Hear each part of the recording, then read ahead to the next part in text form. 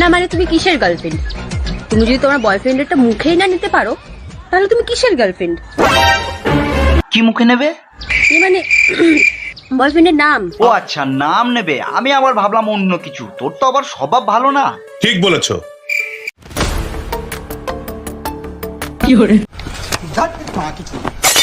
তো জয় গুরু, কি চলছে বন্ধু আর বান্ধবী?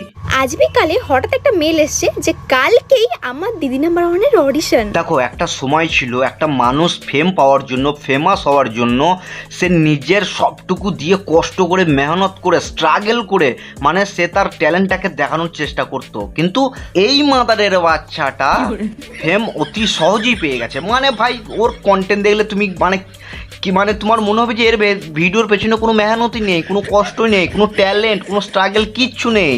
একটা শ্রাদ্ধ বাড়িতে গিয়ে ব্লগ বানিয়ে আজকে এত দূর এসছে, তারপরে দেখো দিদি নম্বর 1। মানে বুঝতে পারছো মানে কি থেকে কি হতে পারে। সঠিক বলেছেন, আপনার বুদ্ধি ভালো।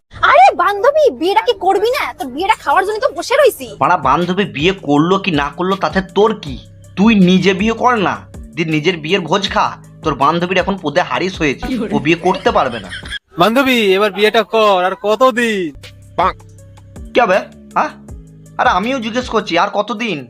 আর কতদিন তোর ওই উন্না ধরে ধরে বেড়াবি বে? হ্যাঁ, আর কতদিন ওর পেছন পেছন কতদিন বেড়াবি তুই? তা তুইও বিয়েটা কর না, তোর মুখে লাস্টে জুতো বুলি দেয় না দেখিস আবার। এমনি করে কি করে হবে?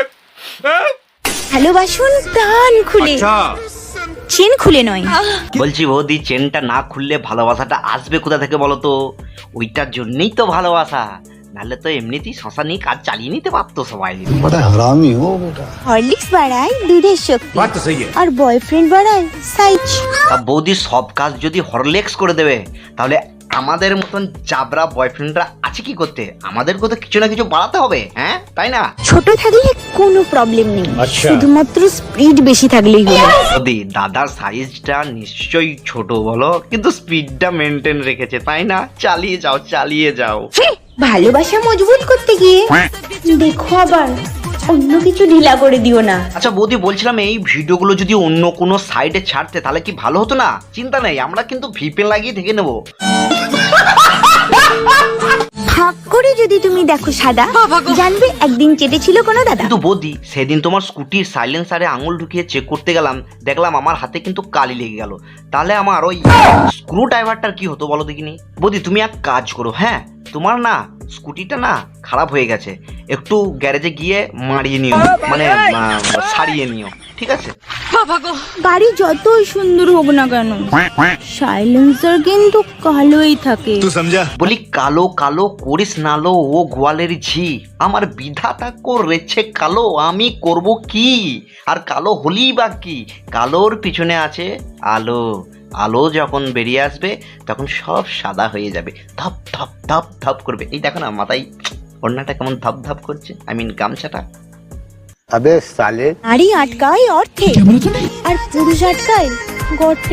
না বৌদি, সম্পূর্ণ ভুল ধারণা। পুরুষ কখনো গর্তই আটকায় না, বরং পুরুষের মাঝের পাটা গর্তে ঢুকে সামনের দিকে ঝাঁপিয়ে পড়ে। আমাদের হাত যেমন তিনটে, ডান হাত, বাঁ হাত, আর একটা হলো অজুহাত, ঠিক তেমনি ডান পা, বাঁ পা, আর একটা হলো মাঝের পা।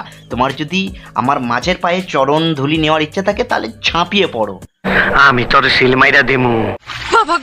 পেন নিয়ে বেশি ঘাটাঘাটি করলে কালি তো বেরোবে। পেন নিয়ে বেশি খাওয়া খাই না করে ভালো করে পড়ালেখা করলে তো একটা সরকারি চাকরি পেতে ওই টাকলা সরকারি কাকুর পেনের কালি খেতে হতো না।